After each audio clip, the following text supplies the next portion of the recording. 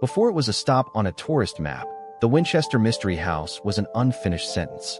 In the late 1880s, Sarah Winchester came west with money, mourning, and a plan that hid itself from paper.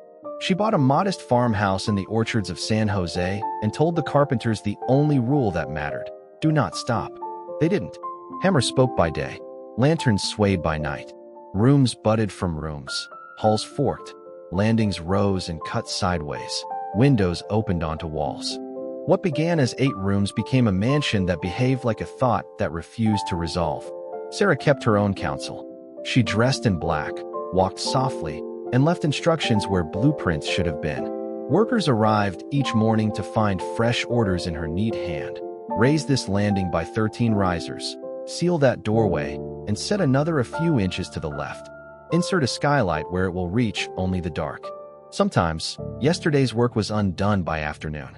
The point wasn't progress. It was motion. Neighbors invented reasons to cover the silence. One said she had been told by a medium that the dead were following her. The rifle fortune had opened a door, and sorrow had stepped through. Another decided she was an engineer in grief, turning loss into geometry, building a moving target no spirit could map. The stories contradicted each other, but they matched the feeling of the place. A house that refused straight lines, a plan that preferred detours, a design that treated logic as a suggestion. Walk the front gardens and the facade looks almost conventional. Shingles, gables, gingerbread trim. Step inside and the ground rules shift. The hallway narrows by a finger width every few feet until your shoulders notice what your eyes missed. You turn and find 3 doors in a cluster. 2 open into closets. The third opens into air. Stairs run at half height, so your stride stumbles. A window glows in an interior wall like an eye looking inward. The effect isn't theatrical. It's intimate, like stepping into someone's breathing pattern. Guides will tell you about the number 13, and once they say it, you start finding it everywhere. 13 drain holes in a sink, 13 rails in a balustrade, 13 panes in a transom, 13 hooks in a closet that no longer has a door. You notice spiderweb motifs in stained glass and a staircase that climbs and stops at plaster like a sentence cut mid-verb. None of it forms a puzzle you can actually solve. It reads more like a private grammar, a language built out of wood and repetition. At the center of the legend sits a compact octagonal room most visitors call the seance room. 1 entrance, 2 exits. One returns you to the corridor, the other opens onto a drop. The floor is scuffed in the same spot by countless cautious shoes. Here, the story says, Sarah would take counsel at midnight and emerge with new work orders. That story may be folklore, but it explains the rhythms the house preserves. A day of nails, a night of decisions, no rest for either. In 1906, the earth buckled. The Great Quake ripped chimneys from their throats, twisted towers, and crushed a 7-story core into itself.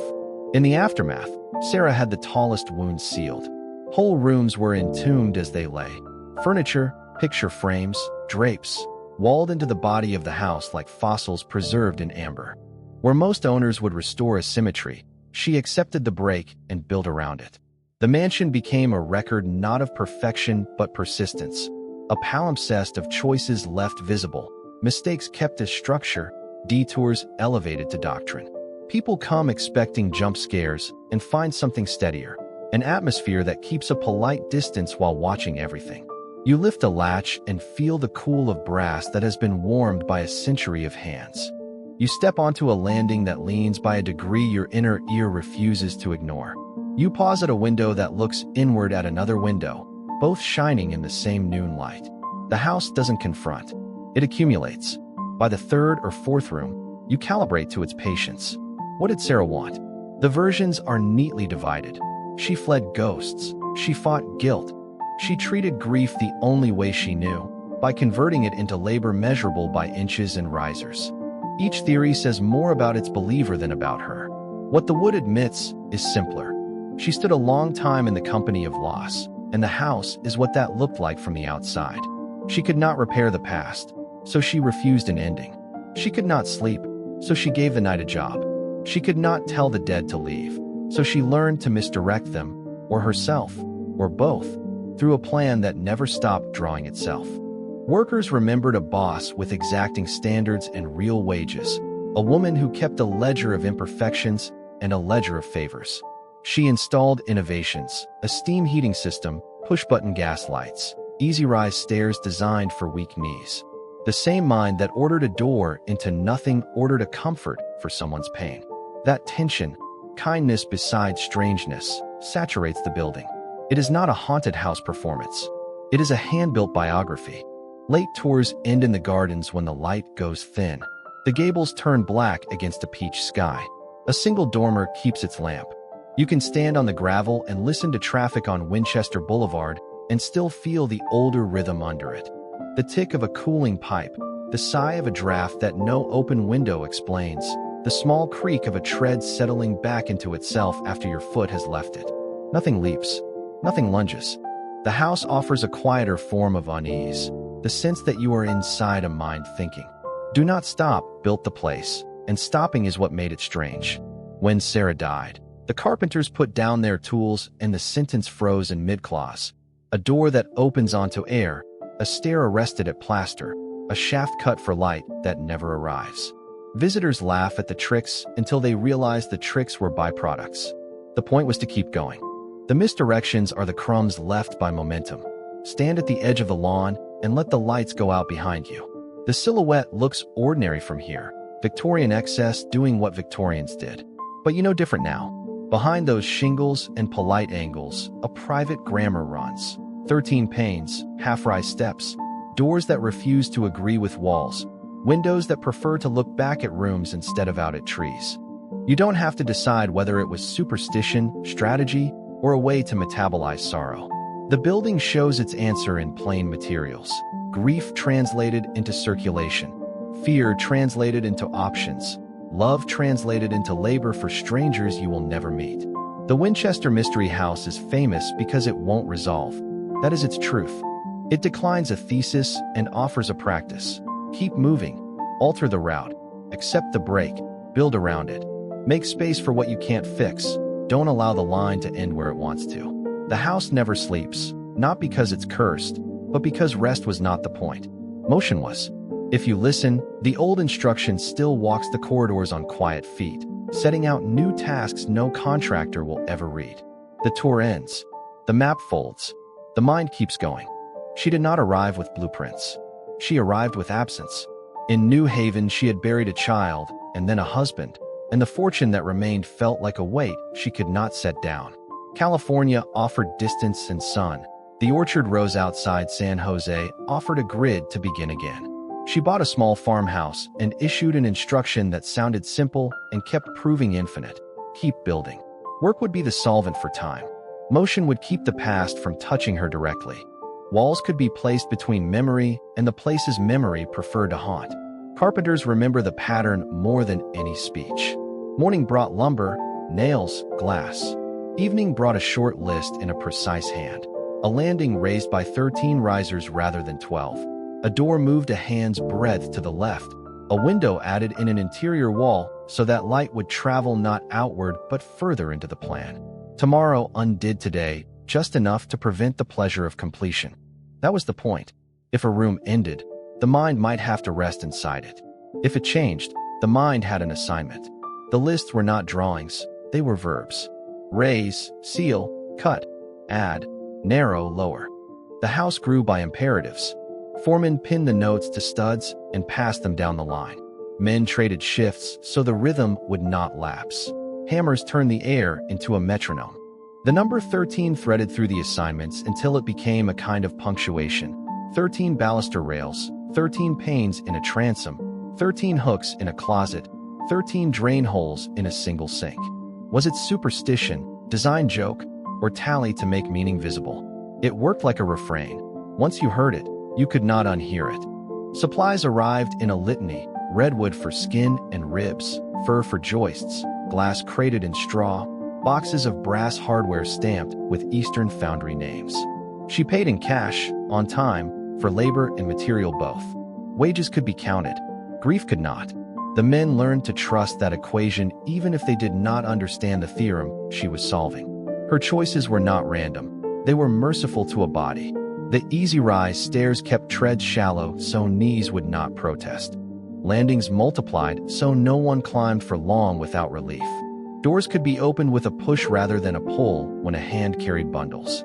Steam heat was threaded through walls, and gaslights came to heel at push-buttons where matches would have been fussy and dangerous.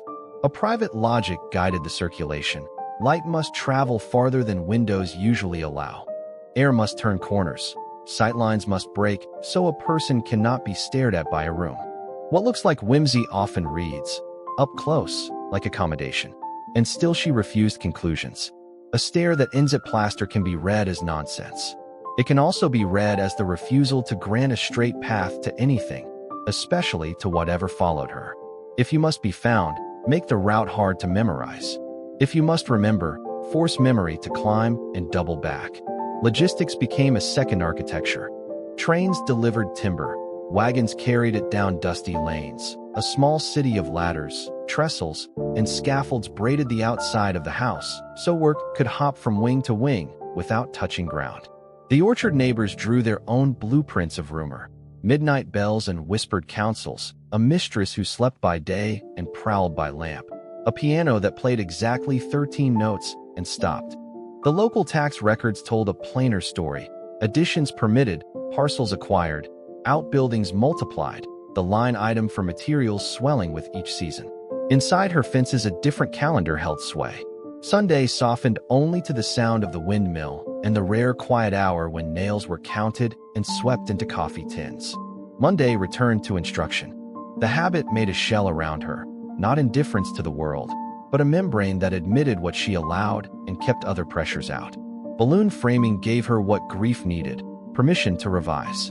Studs could be spliced. Walls could be lightly framed and then swallowed by larger walls. An earlier decision could be left intact and simply layered over, like a sentence you refuse to cross out because you are not done with it even if you cannot say it aloud. The sealed rooms after the quake made this practice literal. Objects arrested midlife, absorbed as strata. But the habit predated the damage. She had always preferred addition to erasure. What a guide calls a mistake often looks like a draft to anyone who has ever written in the margins of their own life. Here is a door that once served. Now it is an artifact behind lath. Here is a window that used to look out and now shines inward, carrying sun from one story to another the way a memory can light a room it does not belong to. Structure became diary. Bracing replaced paragraphs. Repetition did what prayer sometimes does. It gave the hands a task so the mind could breathe. In the ledger you could total nails, boards, wages, glass. In the other book, the one no accountant would ask to see, you could total nothing and still know what the entries bought. One more day where sleep did not have to decide between silence and the noises absence makes. Sorrow shrinks in still rooms. Keep the room from ending and you can negotiate with it. That bargain built a mansion. The Winchester Mystery House is often sold as eccentricity, as a riddle with doors for answers. Part of that is true. It delights in misdirection. But beneath the spectacle a steadier intention holds. She translated a life into circulation. She made a grammar out of risers and rails. She took the one instruction grief kept pressing on her, move, and turned it into architecture that could perform moving on without ever pretending to be finished. The house is the blueprint of that refusal, drafted daily in wood and light. If you listen hard enough, you can hear the verbs still working: raise, seal, cut, add, narrow, lower, then begin again. The morning the earth decided to speak, the house answered back. Chimneys tore from their throats. Plaster let go. A central tower folded into itself like a book closing mid-sentence. Outside, orchard rows heaved and settled. Inside, dressers walked across floors, mirrors spidered white, and a staircase unlearned its job in a single shrug. When the shaking stopped, the house held its breath and then, as always, waited for instructions. Legend says Sarah was briefly pinned by a fallen mantle and took it as an omen. What we can prove is simpler. The tallest parts were never resurrected. Where other owners would have reclaimed height, she sealed wounds and shifted effort toward the horizontal. Doors that once opened to views became doors into walls. Rooms became history exhibits no one would tour. Entombed where they stood, their chairs at attention, their clocks paused at a private minute. The accident became architecture. Carpenters framed around damage rather than through it. Broken sections were not erased. They were encased, the way a bruise is absorbed by skin. A hallway took a left to skirt a swallowed tower. A new stair spiraled short and shallow to deliver a safe climb where a grand one had failed. The mansion learned to distribute stress. More landings, more turns, more places for motion to be forgiven. You can feel the lesson in your knees. No run goes unbroken for long. Systems followed the same rule: redundancy over spectacle. Fire was the fear that never slept, and her answer was water, valves, and reach. The water tower rose like a metronome above the roofs, feeding hydrants and sinks. Later, cisterns and tanks threaded the plan so a burst pipe would inconvenience rather than imperil. Steam heat crept behind baseboards, taming rooms one register at a time. Gaslight met push buttons at the wall, no open flame fumbling in the dark. Not superstition, not showmanship. Precaution turned visible. The crew's routines hardened into ritual. Morning, walk down, note cracks, chalk plumb lines against the new not-quite verticals. Noon, sister a joist, add a brace, splice a stud. Evening, sweep, coil rope, collect bent nails into a tin, and find on the desk the next set of verbs in that same precise hand. Raise, seal, cut, add. Now annotated for an altered world. After the quake, the lists began to account for what the earth might try again. Diagonal bracing multiplied. Headers thickened.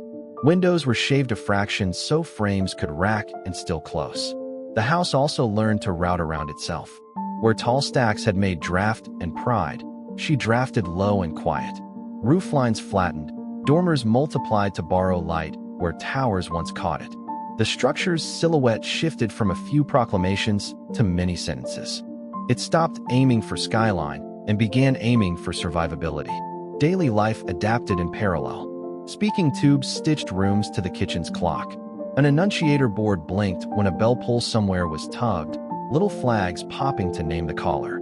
The dumbwaiter made the vertical trips servants no longer needed to risk with a loaded tray. None of it was headline clever. All of it was resilient. Each device shaved a hazard. Each route offered a second chance.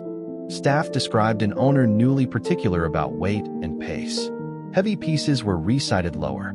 Tall stacks of books migrated to broad tables, not narrow cases. Floor runners were tacked where boards had an old memory of swaying. Housekeeping learned a choreography with the house's changed rhythm. Pause at thresholds, test a latch before leaning, step wide on a landing that cants by a degree you can't see. After disaster, etiquette becomes engineering.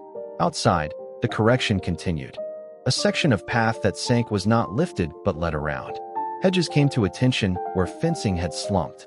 New trees were planted with 2 stakes instead of 1, and their cords were checked with a sailor's discipline. The glass house took new panes and the roses new trellises, proof that repair could be gentle without being naive. Even the windmill was given extra braces. Water is a kindness until the day it isn't, and then it's a plan. News of damage traveled slower than rumor. Papers licked their lips over a mad mansion, counting doors to nowhere as if they were punchlines rather than decisions under load. Tax assessors were blunter. Square footage changed, parcel lines crept, assessed value rose and fell like a tide. Between spectacle and ledger, a third record persisted. The worker's memory of a place that refused to pretend nothing had happened. It incorporated the event and taught itself to flex. Walk the corridors tonight and the aftershocks are still readable if you know the script. A feather crack fan from a door jamb and stitched with a thin brass shim. A hinge mortised a fraction deeper so a door can swing in a room that shifted by a whisper. A landing shim to level not with pride, but with mercy for ankles that have to trust it in the dark. The house became, after the quake, a school for tolerances. It also doubled down on its oldest habit, refusal to end. Where damage threatened to force a conclusion, she built around the verdict and made a sentence with 2 new clauses. Where height had failed, she piled options at waist level. A second door if the first sticks. A second stair if the first refuses. A second light line if the sun misses the mark. You read it as superstition if you like. The result behaves like wisdom. No single path must bear the whole weight. And so the legend sharpened. People said she built to trap ghosts. Engineers admired the redundancies. Carpenters nodded at the bracing and the daily discipline. Guests today move through rooms that learn to bend rather than break and feel the quiet confidence of that choice underfoot. The quake did not end the project. It clarified it. What began as motion for its own sake became motion with a reason. Make a house that can take a hit and keep its mind. Stand under a sconce that pulls a warm circle on the papered wall. Listen for the long, friendly sigh the building gives when night cools its joints. That is the sound of a structure that survived and chose not to hide the scars. The Winchester house didn't bounce back. It grew around the blow, added ribs, softened corners, learned new routes, and taught everyone inside it how to continue. At the center of the mansion's mythology is not a ballroom or tower but a small, almost modest chamber, an octagon without ornament, a lamp without shade, 3 doors that cannot agree about what a door should do. Guides call it the seance room because the name fits the way the space behaves. It collects stories.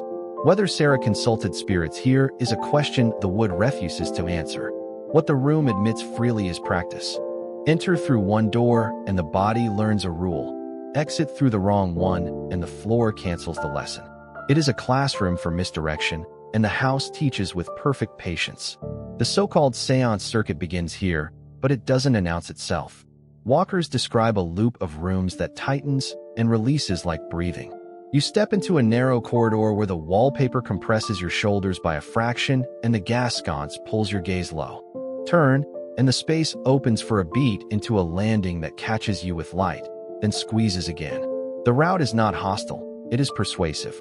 It tells your body where to go without raising its voice. That is the genius at work. Dramatic traps are memorable. This architecture prefers adjustments so small you don't notice until you're somewhere you didn't plan to be. Cartographers hate this place because maps prefer certainty. The mansion answers with options. 3 doors share one jam line. 2 produce shelves and a breath of varnish. The third makes you pivot into a corridor that runs diagonally to the one you left, so the world inside your head slips a degree. Windows refuse allegiance to outside. Many glow inward, passing light from one room to the next as if the house believes illumination is a circulation problem, not a view. Stairs split mid-flight and give you a decision you weren't prepared to make. Pick left and you arrive early. Pick right and you arrive somewhere else. The number 13 threads along the circuit like bass line. 13 balusters, 13 panes hiding in a transom, 13 nails dotting a curtailed trim. It is tempting to parse this as spell work, but numbers serve humbler roles too. A repeated count is a metronome. It keeps labor steady. It is also a reminder to the mind pacing at midnight that patterns can be chosen. Grief loves chaos. 13 says, I select the rhythm. In a house where nothing ends, rhythm is the only closure you are allowed. The easy rise stairs are not tricks, they are accommodations. The treads are shallow, the run is short, the landings frequent, so a tired body doesn't have to negotiate pride. Yet their kindness contains strategy. Frequent choices fracture memory. Straight runs etch themselves into the feet. Short turns do not. If you were building a plan that could not be memorized, by sorrow, by superstition, by anything that chases, you would lace it with gentle decisions that don't register as decisions. People say Sarah built a maze. Mazes punish. This loop comforts and then misleads, soft as a hand on your elbow guiding you into a room you didn't intend to visit. Service routes lace beneath the polish. A narrow stair hidden in wainscot allows staff to slip from corridor to corridor without crossing the parlor's stage. A speaking tube taps a brass mouth and the kitchen answers with a click on the annunciator board. Parlor, blue bedroom, east gable. Bells compile a household into a diagram of needs, and the loop respects that diagram. Hospitality and secrecy share the same studs. Night changes the curriculum. When tours end and the lamps drop to skeleton light, the loop starts to edit sound. The house is full of legitimate noises, steam shrugging in pipes, wood trading heat with air, glass clicking in its lead. But the circuit cares less about volume than direction. Footsteps you can explain because you see the guest. Footsteps from a hallway that should be behind you when you know it isn't. The brain saves those. A door on the loop opens inward against common sense. Your hand hesitates because habits die hard. You learn the local physics. Doors are opinions, not laws. Every old building collects stories of presences. The seance circuit collects posture. People describe the feeling of being accompanied, not stalked, watched, not threatened, measured, not judged. It is the sensation of a structure that regards you as part of its circulation problem. You are a moving piece in a system that wants to keep moving. If you stop too long in the octagon, you are gently encouraged by drafts that have no obvious source, by a lamp that hums in a register your ear calls electricity and your nerves call attention. The loop is also a ledger of revisions. You can read where a door once served a view and now serves a decision. You can find framing scars where a window was lifted half an inch so its sash would settle after summer heat and winter shrink. You can see a hinge mortised deeper to forgive a wall that tilted after the quake. Each fix keeps the motion polite. Nothing squeals. Nothing splinters. The house refuses drama with the same ferocity that legends insist it courts. If haunting lives here, it is a haunting by maintenance, by care so constant it begins to feel like presence. And yet the stories return because people do. A guest swears a shadow crossed the octagon and took a door no one should take. A docent admits she sometimes steps aside on a landing as if making room for someone else, then laughs at herself and keeps the tour moving. An electrician reports a push button that clicks on its own in a room with no current, until he finds a wire expanded by heat and contracting with night. Skepticism and belief walk the same loop and end up back at the octagon, both a little dizzy, both a little convinced of their own story. If you want to understand the seance circuit, put away the map and borrow a carpenter's patience. Stand where 3 doors share a hinge line and ask which choice solves more than one problem at once. Privacy, light, access, protection from draft, a way to be in a house without being trapped by it. Then step. The answer will not be in words. It will be in the way your shoulder drops when the space widens by an inch, in the way your breath shortens when the ceiling lowers by a palm, in the way your hand finds a rail a second before your foot needs it. That choreography is the language of this loop. The mansion's legend prefers seances and curses because headlines do. The circuit tells a quieter, sharper truth. A woman learned to manage a mind that would not rest by giving it routes. A crew learned to keep motion polite. A building learned to treat choice as structure. The octagon is not a shrine to voices. It is a switchyard for decisions. What looks like mysticism reads, to anyone who has ever built through grief, like method. Complicate the path so dread cannot barrel straight. Soften every corner so returning is easier than refusing. Repeat a number until a day accepts its rhythm. You leave the loop the way most students leave a good class, with habits you didn't know you were acquiring. You turn a corner expecting a squeeze and feel relief when it doesn't come. You count without meaning to. You prefer the landing with light.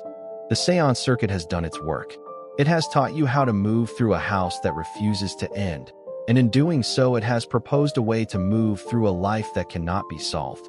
Keep going, choose gently, make space, and when the room insists on silence, give it a door that opens somewhere else. Numbers don't haunt, they organize. If the seance circuit teaches you how the house moves, the glass and counting teach you how it thinks. Walk any wing long enough and the pattern begins to surface the way grain rises under a palm. 13 panes in a small transom, 13 balusters on a short run, 13 tiny drain holes drilled into a single brass sink. You can call it superstition and be partly right. You can call it governance and be closer. Counting gave the day a beat. Repeating the count gave the mind a place to rest without stopping.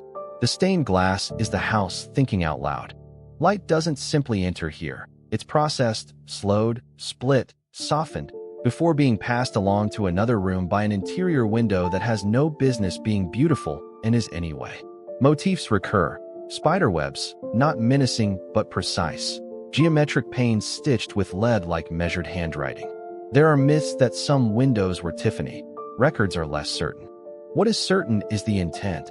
Daylight should arrive as atmosphere, not blast, and it should reach into rooms beyond the outer skin. The house was a lung, and the glass its alveoli. The sink with 13 outlets gets the headlines because it feels like a riddle you can point to. But the count lives quiet in places you'd miss. 13 buttons on a push plate that's been rewired 3 times. 13 rails inside a closet meant only for shawls. 13 slats in a discreet return vent that hums when steam heat lifts the night chill. Once you start seeing it, you don't stop.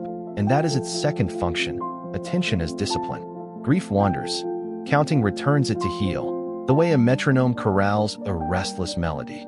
Craftsmen learned the language by repetition. Foreman Pin notes that used verbs more than nouns. Add, reduce, repeat, align. A balustrade built yesterday might be rebuilt today because the rhythm was off by one. That correction wasn't waste. It was fidelity to a private meter only the owner heard. The men joked, complained, adapted. Wages were good. The rules were firm. And every correction added another tiny articulation to a house that was trying to express something wordless with wood and glass. Glass arrived crated in straw, sheets scored and snapped, edges dressed with lead and patience. Patterns were not lavish for their own sake. They were tuned to the geometry of passage. A narrow stair got fragments that scatter light like water, so a turn feels wider. A parlor window got colored medallions set like punctuation, so the eye lands and breathes before moving on. The visual rhythm matches the circulatory one. Accumulate, release, accumulate again. When people call the mansion a maze, it's because they're measuring distance. Measure tempo instead, and it becomes music. 13 shows up least where a guest expects it, and most where a hand will find it by habit. Rails at palm height, treads underfoot, tiny screws marching along a hinge leaf. A house that never ends must keep its cues consistent. The count makes the cues memorable without making them obvious. You don't need to see that there are 13 rails to feel the rightness when your fingers close around the middle one in the dark. The windows that look inward are acts of stubborn kindness. Most houses give their best light to the skin and let the core fend for itself. Here, light is a communal resource shuffled like cards from hand to hand. You can trace a beam as it enters through a patterned pane in the south gable, ricochets into a borrowed light transom over a service door, then spills down a stair that would otherwise be blind. This isn't merely pretty, it's a philosophy. If a room cannot have the outside, give it a version of morning anyway. The same logic governs air. Vents are not afterthoughts, they're drawn like instruments. Registers rise exactly to ankle or knee where warmth does its quiet best work. Returns hide in wainscot and whisper.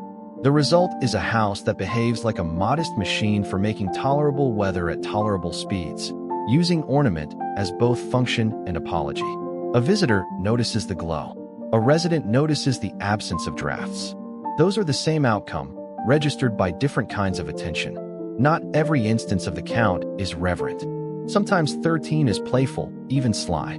A short rail sports 12 spindles and a space exactly the width of one more, left empty like a wink.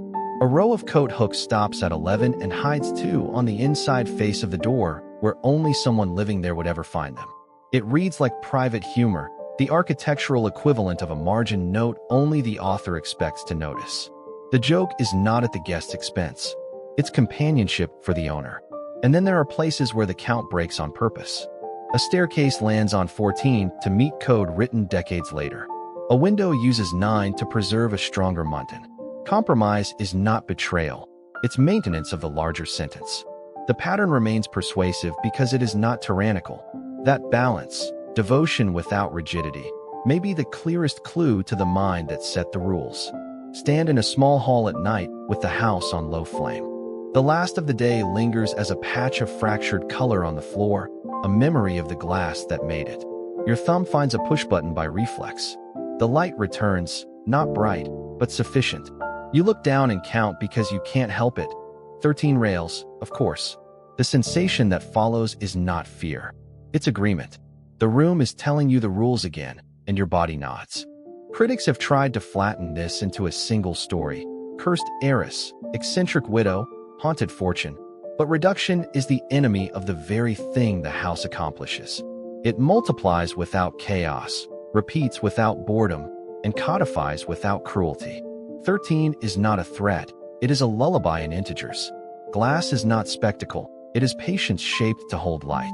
Together they make a code the house whispers in rooms too small to host a legend and in moments too quiet to make a headline. If grief has a problem it cannot solve, it often chooses work.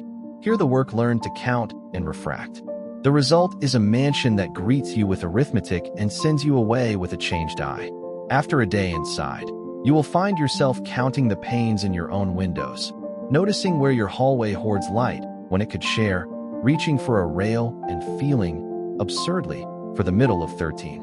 You won't find it, of course, but you will have learned the code, and for a while, even an ordinary room will seem like a puzzle waiting for a kinder solution. Every public room in the Winchester house has a twin you rarely see, a thinner shadow running beside it, stitched from service corridors, back stairs, and doors disguised as paneling. This hidden house is where the work breathes. It is a map drawn in margins, routes that keep labor out of sight without depriving it of speed, dignity, or light. The passages are efficient but not mean. Landings break the climb. Rails meet the hand before the foot asks. The walls listen for bell pulls and answer with paths that bend instead of block. If the show front teaches spectacle, the service side teaches choreography, how to move many bodies through a maze without bruising time. Bells knit the day. A tug on velvet in the parlor makes a flag jump on the annunciator. A kitchen hand notes the call in a ledger because memory is honest until it's tired. Speaking tubes shorten panic. A whisper near the nursery becomes a clear request by the stove. The board is a nervous system. The tubes are arteries. The notebook is the heart that refuses to skip. Orders move along the private lattice. Tea here, coal there. A shawl for a guest who underestimated California evenings. None of it theatrical, only precise. The house's polish depends on the invisible grammar that tells a tray where to be 5 minutes before anyone imagines wanting it. Fire writes the rules. The kitchen is heat with manners. Ranges banked, lids down, ash carried in covered scuttles, lamp chimneys trimmed until the flame's blue edge shows it won't smoke. A red hose coil waits beside brass nozzles because a lesson learned once is a lesson kept ready. The water tower above is more than postcard quaintness. It is head and muscle, feeding sinks, hydrants, and those odd 13-hole drains that clear a basin without asking permission from a single clogged throat. The dumbwaiter spares ankles the show of balancing soup on a turn. Safety here is not scolded into being. It is built into habits and hardware until it feels like courtesy. Maintenance is the ghost that actually haunts old houses. In the Winchester attic, you read the apprenticeships in pencil, a date beside a sistered rafter, a degree of out of plumb noted where a wall leaned after winter rains, a carpenter's small pride in a dovetail no guest will ever see. Shims the thickness of a prayer lift a sag, so a door will meet its strike. A notch in a joist is forgiven with a plate. A draft is sent elsewhere by a sliver of felt tucked where no tour guide points. The crew keeps a museum running by refusing to treat it like a museum. Wood is alive, so the corrections are too, seasonal, gentle, constant. After hours, the hidden house changes register. Sound becomes map. A tray's soft rattle travels a known curve. A clock on Blue Room Standard Time strikes 5 minutes off parlor time because the battery was swapped last week downstairs. Footsteps that don't match anyone's shift are usually wood releasing heat, or steam settling back into iron, or memory doing what memory does when the lights click low. Sometimes a maid steps aside on a landing for a presence she can't name and laughs at herself for knowing the etiquette of polite yielding to air. The uncanny here is less threat than overlap. Labor and legend sharing a corridor and agreeing to keep pace. At first light, the private lattice becomes bright again. Gates swing. Orders arrive and handwriting as clean as a joiner's cut. Milk sweats on its can. Lettuce still tastes of field. The same routes that hid work now advertise readiness. A backstep polished to a satin by Sauls tells more truth than a brochure. The Winchester house sells wonder at the front door. It earns it behind.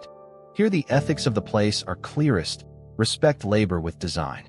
Stairs that forgive. Doors that give instead of take. Lights that obey a fingertip without requiring a match. Systems that assume mistakes will happen and arrange for them to be survivable. The hidden house also explains the myth machine.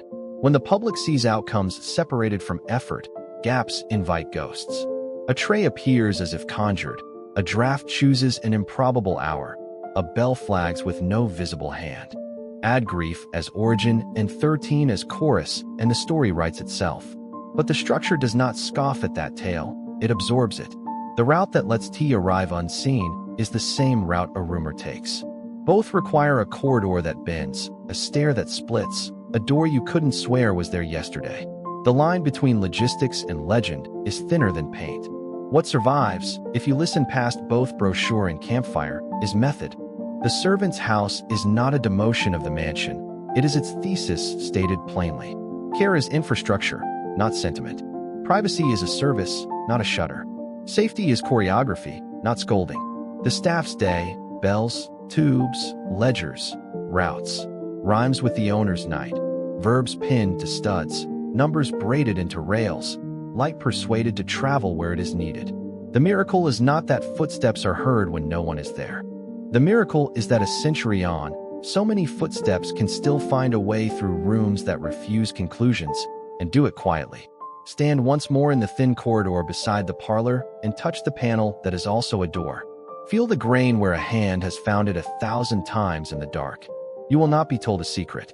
You will be offered a practice. Make space for work you don't parade. Build paths that lower the cost of kindness. Keep alternatives within reach. If the front of house is the legend people pay to enter, the hidden house is the craft that lets them leave with the feeling that something intelligent has been watching over their visit. Not a phantom, unless you count attention. And here, attention is the oldest spirit of all. Some rooms in the Winchester house don't misbehave. They simply obey a physics the rest of us haven't learned. You step across a threshold and feel the story tilt a degree. The ceiling drops to meet your shoulders. The floor rises to interrupt your stride. The window decides it would rather look inward than out. A door sits higher than a door should sit, as if it were hung for someone who floats. The result isn't spectacle so much as persuasion. The room asks your body to adopt its rules. If you comply, everything works. If you resist, you stumble, and the space seems to smile without moving a line. The famous door to nowhere is less a prank than a memory in wood. Originally, it meant a balcony or a stair that was swallowed by later work. Sarah's habit wasn't to erase, but to layer. A useful opening, rendered obsolete by a new decision, is not retired. It is retired in place, its function absorbed by adjacent routes. A brass chain across the jamb is not theatrical, just etiquette after the plan changed. The legend frames it as a trap for spirits. The carpenter sees an artifact of revision. Both readings tell you something true about the house. It refuses to waste even its mistakes. Across the mansion, you find liminal thresholds, half useful, half retired. A transom that still throws light, though the door below is sealed. A hinge leaf left in place after a swing was reversed, gleaming with the touch of decades of curious fingers. These leftovers are not clutter. They're footnotes, preserved where they occur, letting the building annotate itself. Level is a negotiation here, not a commandment. Rooms land on slightly different planes and then reconcile their disagreement with a step, a saddle, a short platform sized exactly to the length of a cautious stride. Why? Partly seismic humility, distributing load and shortening spans so shock travels less cruelly. Partly accessibility avant la lettre, shallow rises, frequent landings, gentle turns that let an aging body continue the conversation with a house that won't stop talking. And partly strategy. Every break in level, every turn in a corridor, is another opportunity for choice. A single straight run can be memorized. A room that changes its mind within 4 paces can't. In some chambers, the floor's debate with the wall produces an optical shrug. A picture rail insists on being horizontal, while the plaster beneath rides a soft swell. Your eye chooses whom to believe, and your balance follows. The trick never feels mean. It feels like a reminder that certainty is expensive and the house supplies cheaper, friendlier options. Windows between rooms turn privacy into an adjustable instrument. In the morning, a north-lit spare room lends its calm to a west-facing corridor that would otherwise glare. At dusk, the corridor returns the favor with gold. The eye reads depth, not surveillance. The house reads circulation. Light is a shared utility, not a prize at the exterior wall. Position yourself where 2 borrowed light panes cross and you'll watch the color of day slide from one interior to another as if the mansion were breathing. That breathing extends to sound. Thick doors humble loud rooms. Thin panels advise quiet ones. An interior window that looks decorative can also be a pressure relief for voices. A lesson learned in the age of speaking tubes and kept for the age of tours. People whisper in the Winchester house for reasons they can't name. The walls encourage the tone. Stairs here are conversations. They ask where your attention is and offer a hand before you realize you need one. A rail swells at the place a palm naturally seeks. The first tread is a hair deeper to forgive a miscount. Mid-flight, a landing steals a breath you didn't admit you were missing. Architects call this ergonomics. The house calls it manners. It is easy to overread mischief into the odd stairs and underread mercy. These are not traps built for ghosts. They are routes built for fatigue, fear, age, distraction. They teach your feet the house's meter. Short phrases, regular rests, gentle cadences, no bravura unless you mean it. Sometimes the geometry throws a joke. A run narrows by the thickness of paint at each baluster post, so invisibly your eye misses it, and your palm celebrates it. A riser lists by a whisper to relieve a squeak and inadvertently creates a note you can play with your heel. 100 tiny negotiations like these produce a staircase that feels tuned, not merely built. Night repaints the eccentric rooms in two colors, lamp and moon. A crooked parlor becomes a study in gentleness. Edges soften, corners forgive. The odd window's reflection turns companionable as if another room were keeping you company through glass. The wrong door, the useless threshold, the too low ceiling all become part of a hush that feels curated, not accidental. You start to understand why legends cling to these spaces. They aren't haunted because shadows fall strangely. They're haunted because the rooms insist on your attention, and attention, held long enough, invites stories. Visitors come looking for curses and leave counting blessings they hadn't expected. A rail that arrived early in the dark, a step that shortened a fear, a door that allowed a retreat without shame. The house refuses straight lines not to confuse, but to accommodate, not to shock, but to soothe, not to hide danger, but to distribute it until it stops being a threat and becomes a texture of living. If you need the grand moral, it hides in plain sight. Make rooms that can change their minds, and people will forgive the days when they have to change theirs. A mansion of revisions teaches revision as virtue. Doors to nowhere become doors to later. Stairs to nothing become rests on the way. Windows that see rooms instead of landscapes admit that sometimes interior life deserves as much light as the view. The eccentric rooms keep the legend fed, yes, but they also keep a quieter promise, one anyone with a tired heart can recognize. We'll make another path. We'll give you another angle. We'll find a level that suits today, and when tomorrow asks for something else, we'll adjust the frame and call it design. A house like this doesn't just collect visitors, it edits them. People arrive with headlines in their heads, curses, seances, doors to nowhere, and leave carrying smaller, stranger sentences the pamphlets didn't promise. The guides start that change by keeping two clocks, one for history, crisp and verifiable, one for atmosphere, patient and precise. They will tell you the acre count and the year a wing was added, then slow the group at a threshold long enough for the room to complete the sentence for them. The trick isn't theatrical, it's editorial. They cut the rush and let the building do the talking. A good tour is choreography more than script. Pace governs belief as surely as evidence does. Walk too fast, and the house is a collage of quirks. Walk at the house's tempo and patterns begin to self-assemble. 13 where you didn't expect to care, a window that shares light without demanding attention, a stair that forgives a misstep you didn't confess aloud. By the third landing, skepticism hasn't vanished. It has simply learned manners. Guides keep notebooks the brochures never print. In them are small field notes. 317, draft in blue hall, no open window, child counted 13 unprompted, push button in east gable clicked twice, verified dead circuit. None of this is proof of anything but attention, yet attention is where belief begins. The ledger of odd moments is not a case for the supernatural. It's an index of places where the building's habits intersect with ours and tug at the sleeve. Guests add their own footnotes. A retired engineer murmurs about thermal expansion at a door jam, and then stops when a second door opens in a way the physics didn't account for. Nothing impossible, only impolite to the model in his head. A nurse drifts to the easy rise stair and touches the rail as if it were a pulse. The house feels designed by someone who had watched fatigue closely and chose to be kind to it. A child laughs where a rumor said someone once cried, and the guide, noting the map in her hand, the light on her shoes, chooses to let that version stand beside the legend. Myths tolerate chorus parts if you sing them softly. House staff learn the difference between noises that belong and those that deserve a walk toward them. Belonging sounds have families. The steam's evening shrug, the glass's cold click, the stairs' timber answering a day of feet. New sounds are singles. Sometimes they're simply maintenance tapping on the door of tomorrow. Sometimes they're wind making a lesson of a wonky sash. And sometimes they're not easily adopted, so they go in the book. A footstep that mismatched the number of people on the floor. A latch lifting where no air should lift it. A lamp humming when a circuit is off at the panel. The book doesn't adjudicate. It accumulates.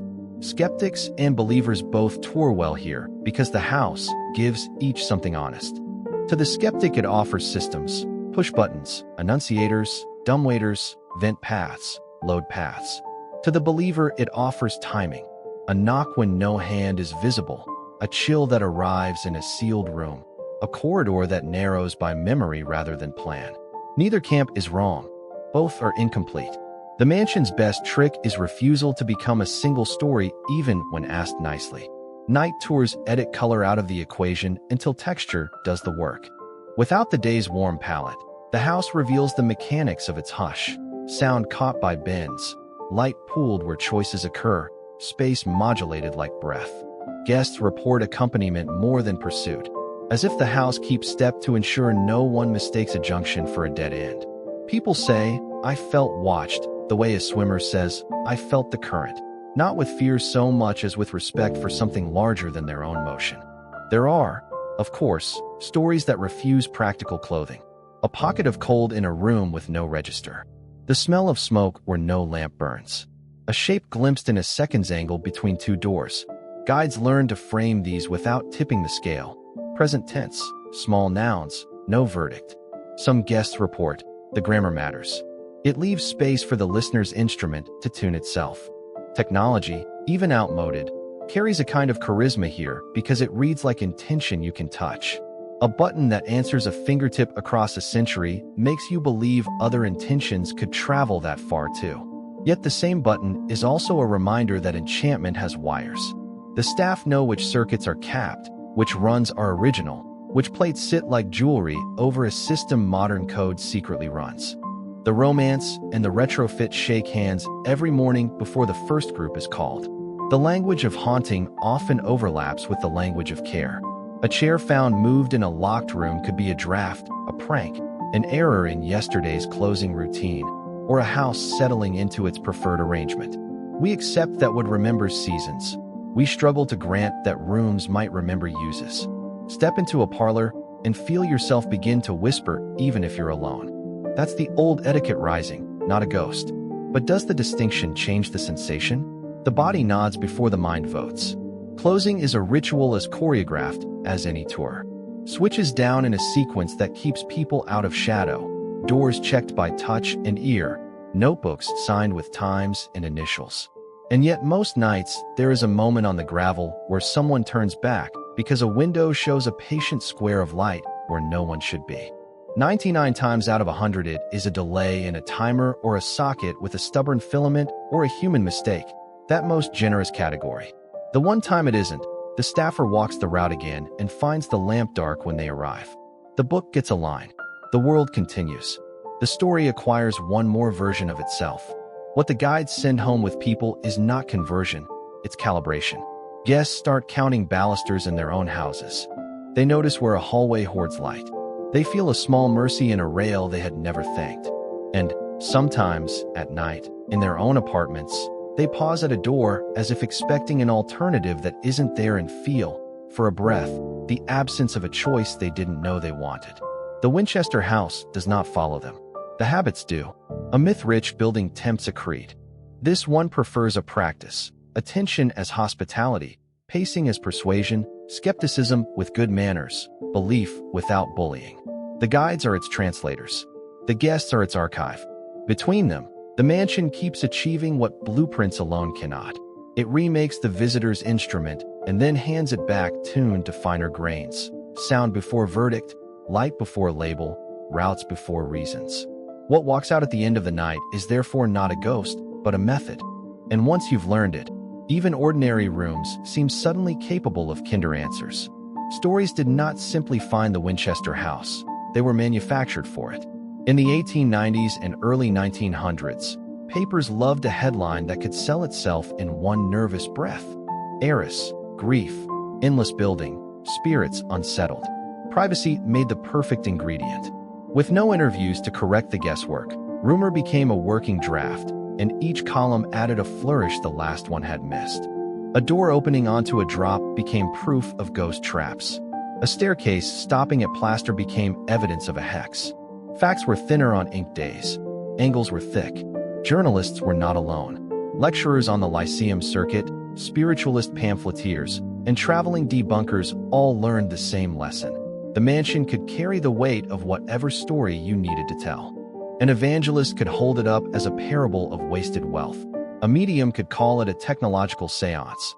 A skeptic could point and laugh and still use it to sell tickets. The house was an amplifier. It didn't care what you plugged in. Spiritualism was not a fringe hobby in Sarah's lifetime. It was a fashionable grammar for grief. Parlors hosted table tipping. Newspapers serialized investigations. Stage magicians exposed tricks from one theater and performed their own in the next. Place that climate beside a wealthy widow who kept to herself and preferred inkless blueprints. And you have a rumor engine with a guaranteed audience. A small octagonal room with 3 disagreeable doors did not need a medium to earn a name. It only needed a guide who could keep a straight face when a guest asked for one. A touring magician, one of the era's professional doubters, reportedly walked the halls, took the measure of its contradictions, and left with a nickname the property would never escape. Mystery House didn't claim proof of anything. It did something closer to marketing judo. It accepted the questions as the product. If you came looking for answers, the brand promised you would leave with better questions. After the owner's death, the furniture left in trucks and the rooms stayed. The new stewards faced a choice: museum of eccentric architecture or theater of legend. They chose a braid. Early brochures listed room counts and curiosities, then nudged the guest toward the door that opens into air, the stair that stops, the window that prefers to gaze inward. A property needs revenue to keep breathing. Narrative is currency. Withholding is interest. It worked. Lines formed. Stories multiplied. The house translated maintenance into myth at the speed of tickets. None of this means the legend is a hoax. It means the legend has a supply chain. Every business day requires an atmosphere requires attention. Docents learned where to pause, what to let the room say, when a silence earns more belief than a speech. 1,000 small decisions. Lamp at this level, tour at this pace, story trimmed to that sentence. Shape what people carry away as true. The building obliges by providing riddles genuine enough to resist solution. Archives tell a parallel story in a drier voice. Probate filings, tax rolls, insurance sketches, receipts for glass and gas pipe, ledgers with numbers marching in neat columns. They don't refute the legend. They court an older kind of wonder, the audacity of a project run on verbs instead of plans. Read enough bills for redwood and brass, and you begin to see a rhythm the ghost tales only decorate. Raise, seal, cut, add. The quake year leaves a scar in the ledgers. The recovery writes a new habit.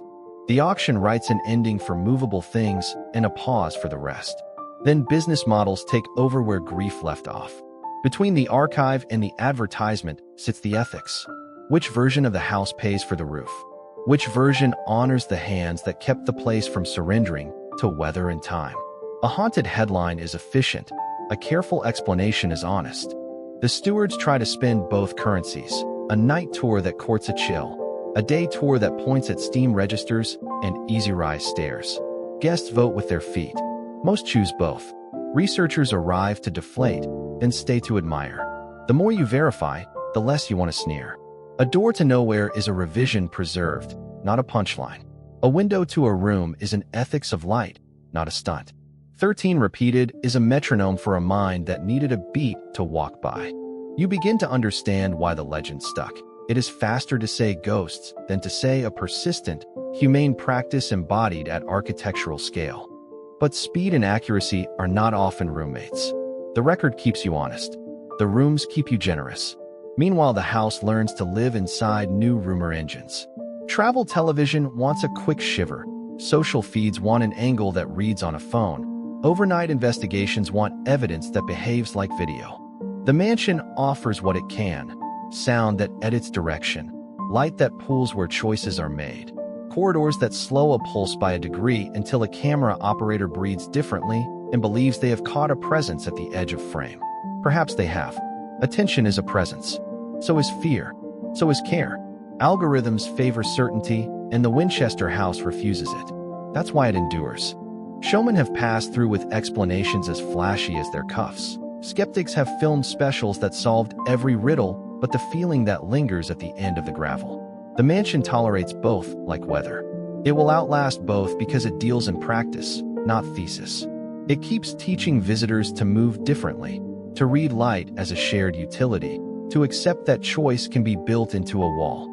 A building that turns behavior into architecture will always have a job, even if the job description keeps changing its font. So where does the legend live now? Partly in rooms that are genuinely odd and genuinely kind at once. Partly in an archive that proves labor was the miracle long before the ghost tours. Partly in the steward's choreography that translates a complicated life into a walk the public can manage. Mostly, though, in the witness the house makes of you. By the time you reach the porch again, you have obeyed a grammar you did not know you were learning. You have been persuaded, gently, to prefer routes with options, stairs with compassion, windows that share, and stories that admit more than one ending. Call that haunting if you like. The word is not wrong. Something follows you out, a habit of attention, a soft suspicion that rooms have motives, a willingness to count where you never counted, and to forgive where you once demanded straight lines. The rumor engine does its work. The archive does its duty. The roof stays paid for. The tours go on. And the house, famously unsatisfied with endings, lets one more visitor become a carrier of a tale that cannot quite decide between miracle and method, then nods to the next group at the gate. Endings are tidy. Houses are not. A museum day begins before visitors and lingers after them, which is to say the Winchester house lives in margins. Those unscheduled minutes when someone checks a latch by habit and a corridor inhales the cool. If you were hoping for a curtain call, you'll keep missing it. The building does not announce closure. It rehearses continuation. Every tour is a sentence with a comma where a period should be, and the comma is the point. The myth prefers answers. The record prefers dates. The rooms prefer practice. By now you know their grammar. Easy rise stairs that smuggle mercy into every climb. Windows that loan daylight to rooms that would otherwise go dim. The metronome of 13 repeating where attention might wander. A service lattice that treats labor like the load-bearing beam it has always been. Grief built the first clauses. Maintenance keeps writing the rest. What survives is less a story than a method with walls. Stewards inherit not just shingles and insurance bills, but an ethic. How do you host a legend without exploiting it? How do you tell a careful truth at a tempo that can pay for a roof? The answer, like the house, refuses a single route. Morning routines fold reverence into repetition. Switches rise in a sequence that keeps no one in shadow. Registers sigh awake room by room. A pencil names the time each door agreed to behave. If a plate glass ticks in winter, someone notes the sound because attention is the currency this place refuses to counterfeit. Programming walks the same tightrope. Day tours emphasize craft and systems. Night tours borrow drama without borrowing dishonesty. An investigator with meters and cameras will hear the same briefings as a school group. What the house can prove, what it cannot, where interpretation begins, where salesmanship ends. The staff understand a paradox that would tire a lesser building. Skepticism as hospitality, belief as welcome, because the mansion has always required both to be complete. Conservation is the quiet sequel to construction. The carpenter's imperative, do not stop, becomes the conservator's, do not guess. Moisture maps replace folklore where a wall blooms. Microclimate sensors whisper where heat does its best work. A hinge that has been forgiven for a century gets one more shim because mercy ages well. None of this dents the legend. If anything, the documentation sharpens wonder. A door to nowhere is still a preserved revision. A window into a room is still an ethics of shared light. The rhythm of 13 remains a private code you can touch with your eyes. Even the earthquake keeps a chair at the table. Structural monitoring watches the house the way a good physician watches a resilient patient, attentive to history, cautious about heroic measures, frank about limits. Where towers once aimed at skyline, maintenance chooses low, broad strength. Where a straight run invited pride, a landing interrupts it. You can feel the policy underfoot, distribute risk, assume change, protect routes, not stunts. The building breathes two airs at once, period ambience and modern compliance. That is not betrayal, it's stewardship. A porcelain button can act as jewelry over a safe system. A gas valve can stay in place as artifact while electricity carries the actual load. The trick is confessed duplicity, the guided acknowledgement that charm and code shake hands behind the wainscot. Visitors do not recoil from the truth, they reward it. The legend gets sturdier when the joists do. Guides translate this duality without fuss. They let rooms speak and then footnote them with facts that do not flatten feeling. They leave space where certainty would cheapen the experience. Some guests report is not hedging.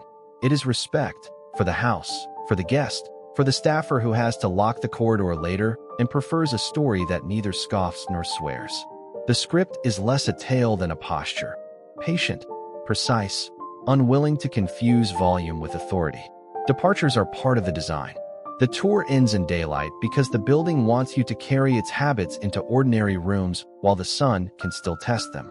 On the gravel, the brain starts its quiet inventory, where your hallway hoards light, where a landing would forgive a climb, where 13, silly on paper, might hold your attention long enough to matter.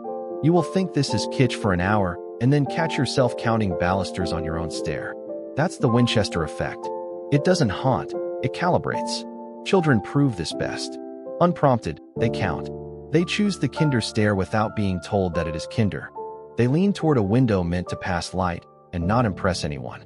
A mansion that can teach ergonomics to a distracted 9-year-old is not eccentric.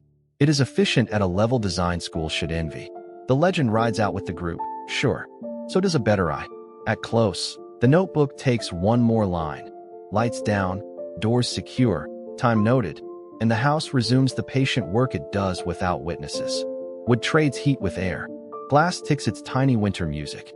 A corridor cools until a draft chooses a route it has chosen for decades. Somewhere a push button faces the dark with the quiet confidence of a system that learned to be both artifact and servant. The building does not sleep so much as idle. After is the wrong preposition for a place like this. There is no after Sarah because her verbs are still legible in wood. There is no after earthquakes because the corrections are still bearing load. There is no after rumor because the architecture insists on curiosity, and curiosity invites invention. There is only with this house with its stewards, with its visitors, with its weather, with its habits of kindness disguised as oddity. A century on, the experiment continues. Can you build a path through dread using choices, light, and patience? The mansion says yes, but not once. Yes, daily. So here is the invitation the property actually sells, though the brochure is too polite to print it. Take the method home. Borrow daylight into the interior of your life. Break long climbs with places to breathe. Repeat a number until a mind that won't sit still agrees to walk at a tempo. Keep a door where a wall insists, not for spectacle, but for the dignity of options. And when someone asks for the ending you promised in the first paragraph, point to the porch, to the lamp that just went out, to the corridor that will click alive again in the morning, and say the truest sentence the Winchester house ever taught anybody. We don't do endings here, we do routes.